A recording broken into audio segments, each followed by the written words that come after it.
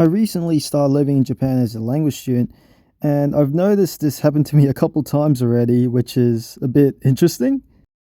In places like Ikebukuro Station and Akihabara, sometimes some people come up to you and ask you some questions.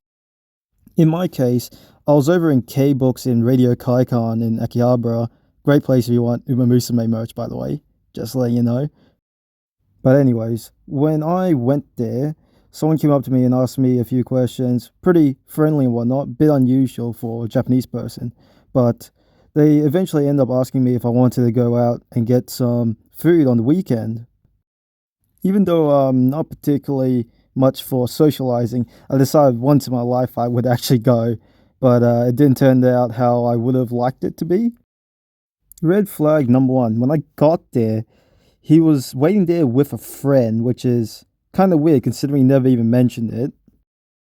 Second red flag was when we went to go get food. Instead of telling me to go to the station where we were going to go eat, we ended up going to a secondary location. So we didn't actually stay at Ikebukuro Station. That was just where we're meeting to move to a different place, which is kind of weird. So we left Ikebukuro Station and went to a different station to go get some food. When we got there, we had food and whatnot, had a little chat. But when we were talking, he mentioned that there was a temple nearby and wondered if I wanted to go check it out. And I thought, why not? Might as well while I'm here. So when we got to this quote unquote temple, I'm looking at it, and this thing is like the most modern building I've seen in my life. So believe it or not, I was like, what is going on? To even enter the building, you have to give your address, your name, your birth of date. It's kind of sketchy, to be honest.